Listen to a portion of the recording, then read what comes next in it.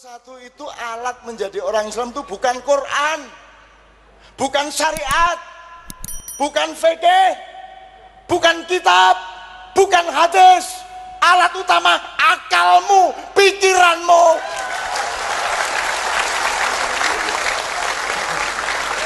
Nggak terima, jual kita.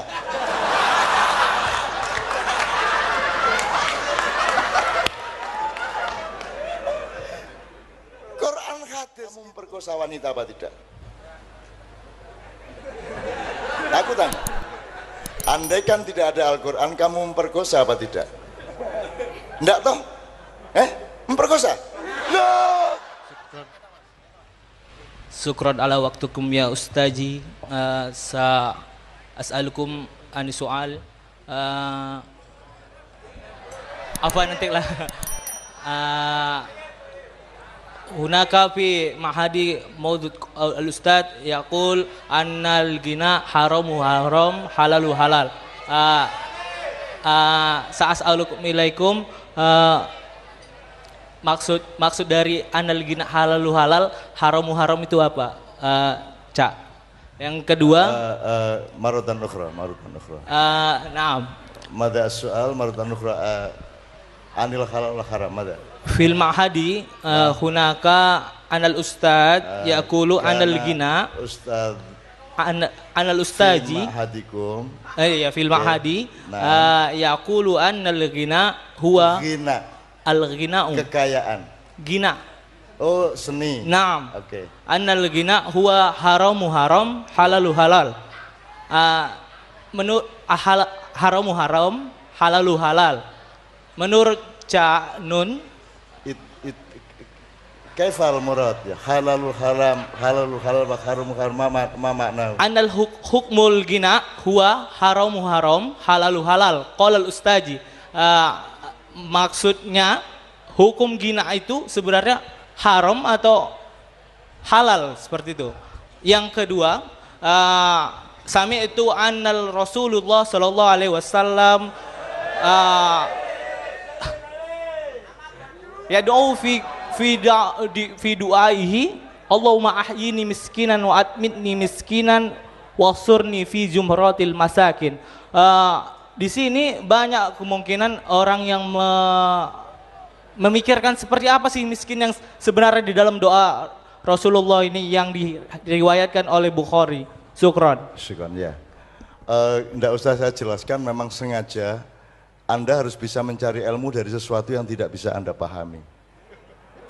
Ilmu itu tidak hanya datang dari sesuatu yang Anda paham. Ilmu juga bisa datang kepada Anda melalui sesuatu yang Anda tidak paham. Itu namanya min haitsu la yahtasib. Gitu ya, ya.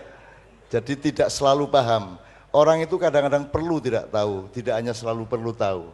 Dan nanti Anda akan tahu. Kalau Anda sampai tahu semua, nanti Anda bunuh diri. Ada beberapa hal yang Anda tidak perlu tahu sama sekali, gitu ya. Makanya ini tidak saya terjemahkan, gitu kan? Gitu. Karena saya sendiri tidak paham-paham amat. Oke. Al-istimrar, man. Khalas? Khalas, oke. Gini, Anda yang tanya apa Anda ditanya Ustadz? Jawab bagaimana? Kemarin tentang ada materi tentang di pondok ya, ada materi tentang musik. Lagu. Lah ustadznya mengatakan bahwasanya musik itu andal ghina halalu halal haramu haram. Ya, bahasa Indonesianya apa? Sesungguhnya musik itu ada yang halalnya halal, ya haramnya haram, seperti itu. Yang maksud dari halalnya musik itu seperti apa, dengan yang haramnya itu seperti apa gitu loh. Wong yang ngomong dia kok nanyanya ke saya. Iya, aneh itu. Emang dia ponakan saya? Aneh aja Caca ini. Gini aja, gini saya nyumbang gini aja. Yang itu lagu apa musik? Musik. Sama ya? Musik sama lagu. Oke. Yang dimaksud musik itu apa? Jadi sebelum menilai tentang musik, tanya dulu, musik itu apa maksudnya? Apa bunyi, nada, irama, alatnya, Yang mana musik itu? Yang dimaksud musik itu apa? Atau lagu itu apa? Coba kalau Anda yang sekarang jadi ustadz itu. Mungkin keseluruhannya. Keseluruhannya. J. Jadi tidak boleh ada seluruh unsurnya itu. Iya benar. Gini loh Mas, musik itu satu bunyi unsurnya. Jadi bunyi tidak boleh, haram. Tidak. Nggak, oke. Jadi bunyi tidak haram. Oke. Nomor dua, nada. Da da da da da da da da da itu nada. Naik turun. Boleh enggak? Boleh. Boleh. Oke, berarti bunyi dan nada boleh. Irama. Da da da da da da di di di di di itu nada namanya, irama namanya. Ada da da da di du di du di du di du di. Nah, itu irama. Boleh enggak? Boleh. Boleh. Terus apa mana liane? Ya sudah cuma 3 itu Pak. Paling alatnya. Ini alatnya nih, kuningan sama besi. Boleh enggak kuningan sama besi? Boleh. Boleh. Terus yang haram apanya? Enggak, dari unsur musik itu kan ada unsur yang membawa kita ke seperti melupakan alam ini sesaat seperti itu. Contohnya. Lah salahnya kamu bisa dibikin lupa. Loh yang lupa kamu kok musiknya yang disalahkan? Adakah kamu itu dikit. Adakah kesangkut pautan antara musik dan diri seorang yang mendengarkan Ya musik kamu tersebut? jadi manusia yang istiqomah, mau denger musik aja terus lupa. Sing disalahin musiknya. Gimana sih? Yang lupakan kamu. Kok musiknya yang salah? Mendengarnya dung terus lupa. Yang lemah kamu yang kamu salahkan musiknya. Kok terus sing diharamkan musiknya? Piye ta kuwi maksudnya?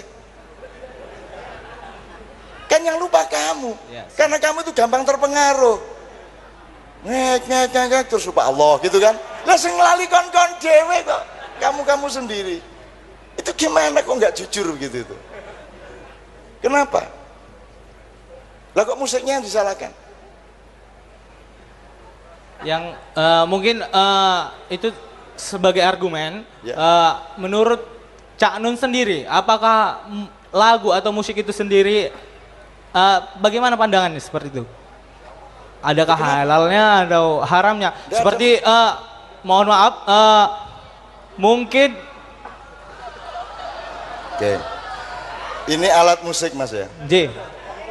Ya, ini halal. Sini kalau kepalamu haram.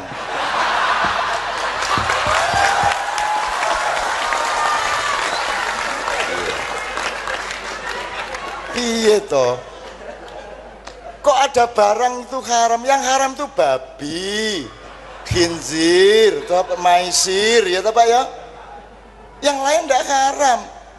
Penggunaannya bisa dipakai untuk menyakiti orang, untuk mengganggu orang.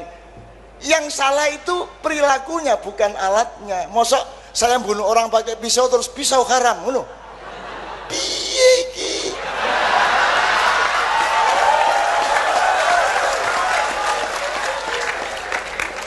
Mohon maaf ya.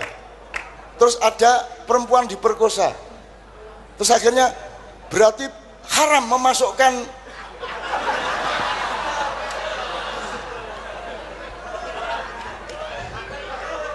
Makanya nomor 1 itu alat menjadi orang Islam itu bukan Quran, bukan syariat, bukan fikih, bukan kitab, bukan hadis.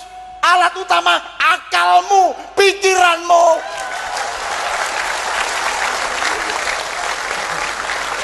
Nggak terima, duel kita.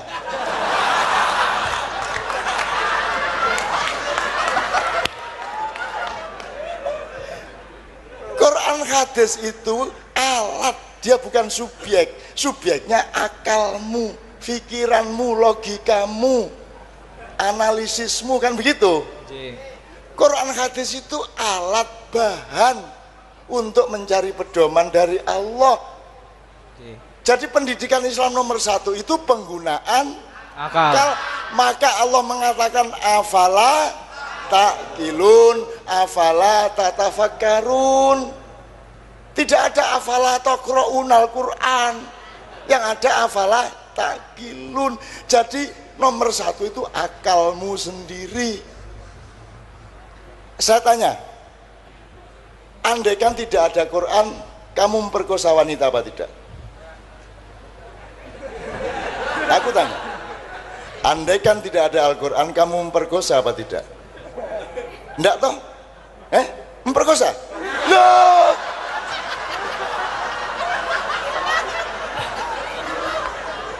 Kan kamu manusia, kan kamu bisa tahu nilai kemanusiaan meskipun tidak ada Quran. Andaikan tidak ada hukum negara, kamu kan tidak akan mencuri toh, kan kamu punya akal. Jadi alat utama itu akal dan kolbu gitu loh. Kamu tidak akan menyakiti orang karena kamu punya hati. Untuk apa kamu pakai Quran tapi tidak pakai hati? Untuk apa kamu pakai syariat Islam tapi tidak pakai akal? Ya, Mas ya, gitu ya. Oke. Ya itu saya jawabnya kepada siapa enggak jelas yang ngomong Ustadz Anda. Oke ya, tapi kira-kira begitu ya Mas ya. Ini saya sampai teriak-teriak. Karena tadi saya disebut apa tadi itu loh. Apa cari? Apa Mas?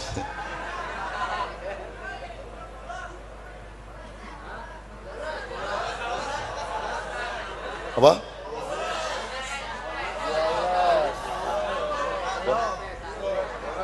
Enggak, aku rapopo lho.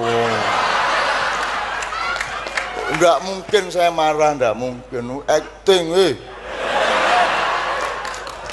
Kan tadi, enggak setuju duel kita. Hahaha, menurut toh? Iya toh? Kalau orang enggak acting mana bisa begitu? Ayo duel sekarang. Wus metenteng toh. Aku enggak terima duel. Iya. Hidup sekali kok marah-marah, enggak mungkin lah. Enggak mungkin lah. Aku itu ingin supaya engkau gembira. Aku datang ke sini supaya engkau besar hatimu, cerdas pikiranmu, jembar hatimu, gitu ya. Afwan Ustazi, as-soal al-asani. As-soal asani Hanifan. Yang apa yang mah? Allahumma ahyini miskinan. Oh miskin. Oke gini, kenapa Rasulullah ya? Antum tolong Pak, tolong jelasin kembali. Antum. Tadi ada sebuah doa Nabi dalam sebuah riwayat hadis, mengapa Rasulullah mengatakan bahwa saya itu miskin, gitu kan ya? Atau miskin. Iya. Jadi padahal Rasulullah itu kan sudah dinyatakan makhluk yang tidak kekurangan apa-apa. Minta aja pasti dikasih, enggak minta juga dikasih. Tapi Rasulullah tidak. Maka sesungguhnya di balik itu ada makna tersirat.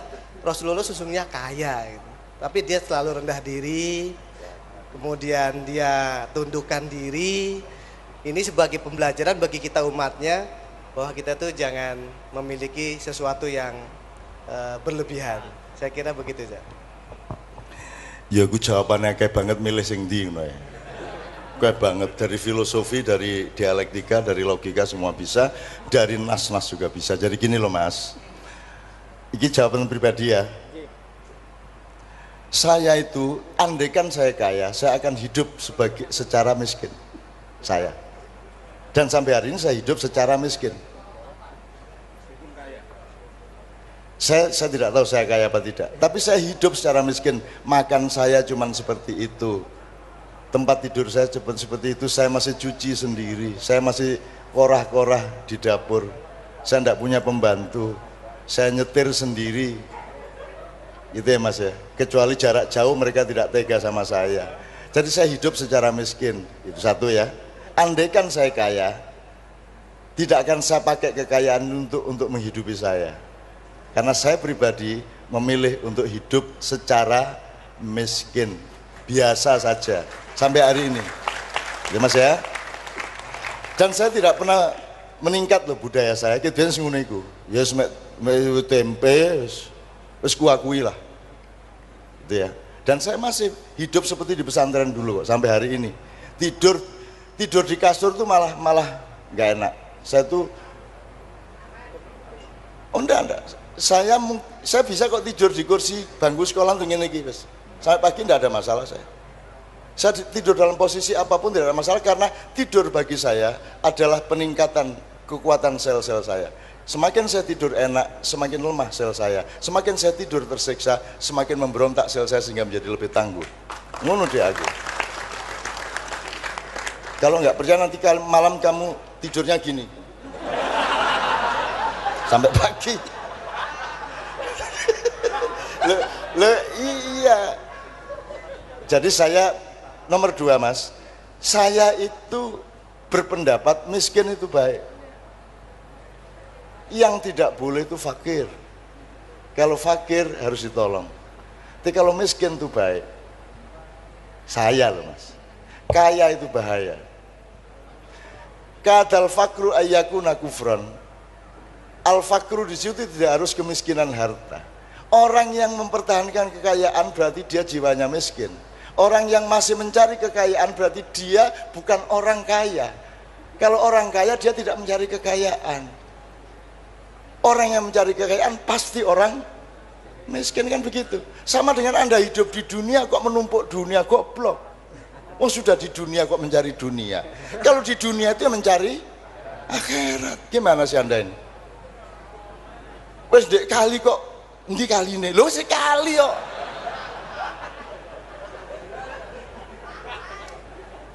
Terus kamu bikin drama mencari Tuhan. Terus Tuhan datang, lho sket biyen ndek kene aku. Dari dulu di sini kamu ndak lihat.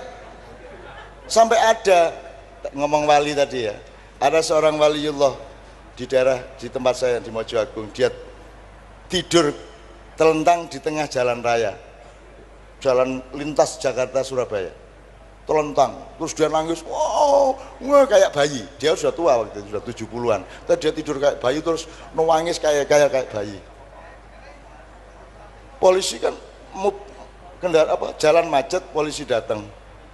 Mbah, enten napa sampean niku teng mriki niki? Lan napa sampean kok nangis niki? Gitu bahasa Jawa Timur ya. Kan macet ini. Tapi tidak ada yang berani sama mbah ini. Jadi dia kayak bayi itu loh, kayal-kayal itu loh ya. Terus ditanya beberapa kali baru dia menjawab. Wancane matane picek kabeh. Ket mang Kanjeng Nabi rene gak ono sing nyopo. Dodolan tok ae raine arek-arek iki. Ndolek bathi tok. Kanjeng Nabi iki ket mang keliling ndelok-ndelok kon gak ono sing nyopo situ-situ oh. Gak ono sing selawat situ-situ oh. Wah, aku seneng banget adegan ini, seneng banget aku. Gitu kan. Terus polisi ini, gila, mboten ketok ya mbah. Sampean saged delok mriki mboten ketok. Lah ancene raimu ku ndelok dhuwit tok ae pintere. Mulane gak iso ketok Kanjeng Nabi. Ngono deh. Itu kejadian bener-bener. Ya apa kate ketok Kanjeng Nabi, wong merak matamu iku mek dilatih nek gak ndelok dhuwit, ndelok arek wedok ayu, ndelok susu, ndelok. Mesti ae Kanjeng Nabi gak ketok. Oh, dioreng-oreng polisi ini. Ya wes nek ngono, terus dia kayal-kayal. Akhirnya aspalnya itu pecah-pecah karena si mbak itu kayal-kayal. Jadi kalau dia itu marah anjlok itu yang hancur bukan kakinya tapi aspalnya. Makanya jangan bikin saya marah.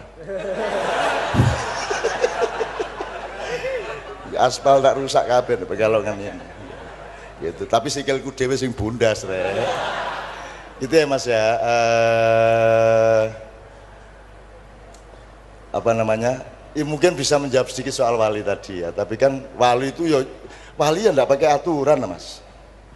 Apa sebabnya wali di sana di sini gini sana kok gini ya enggak ada aturan sak karep-karepe. Wong dia majdzub kok. Loh, dia cuman mediumnya Allah kok. Yang orang saya ceritakan kalau ke masjid itu nguyuh ngatar, wah di masjid. Ini beneran. Bentar kalau selawatan bareng dia terbangnya, rek, leren, terbangan kok taek, gitu kan. Nih terbangi. Terus dia bilang, puak. Ini ribuan orang kan pakai sekian petromak gitu. Dia puak, mati, pet. lampunya kabeh Mas. Karena dia pukul 1 kali pat, terus dia hehehe kapok kan yo gitu. Coba wali ngono iku coba. Kok nek kepengin dadi wali gendeng ngono iku.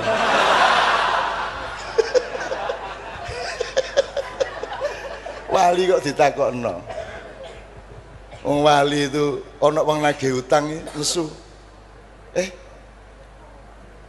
Jangan main-main kok sama Tuhan. Kalau kalian nagih utang Tuhan kan gini. Ada seorang wali dibikinin masjid oleh pemuda di kampung. Terus dia sholat di situ tiap hari, dia mimpin. Ternyata ada Cina-Cina datang dari kota, ternyata masjidnya masih banyak utang. Tegelnya masih utang, gendengnya masih utang, kayaknya ditagih dia sama Cina-Cina loh. Imam, ini belum bayar, ininya belum bayar. Lah izin deh.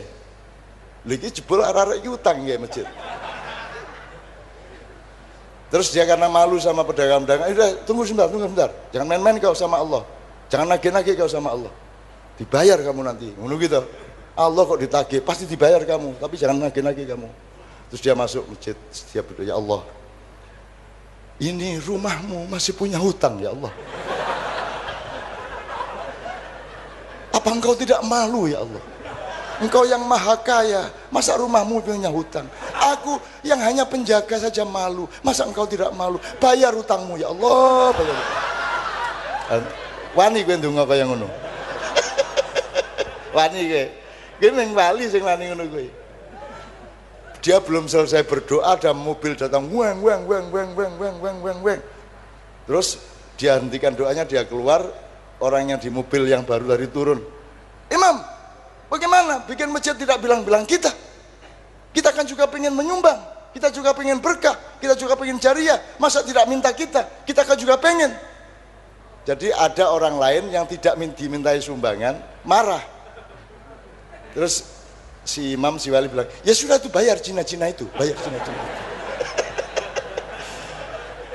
Lu asik dah mas, ngono kuwi. Makanya Anda sama dunia itu jangan terlalu bentoyong gitu. Sudahlah, asiklah sama Allah. Semua syariat itu dasarnya asal usulnya adalah cintamu kepada Allah dan cinta Allah kepadamu. In kuntum tuhibbunallaha fattabi'uni yuhibbukumullah, kan begitu. Jadi semua ini asal usulnya Allah mengatakan kepada Muhammad, wahai Muhammad, katakan kepada mereka, kalau memang mereka mencintai aku, cinta loh mas, bukan ketaatan, bukan komitmen, cinta. Kalau mereka memang mencintai aku, ikutlah Muhammad, kan begitu. Jadi kita ini ikut Muhammad karena cinta kepada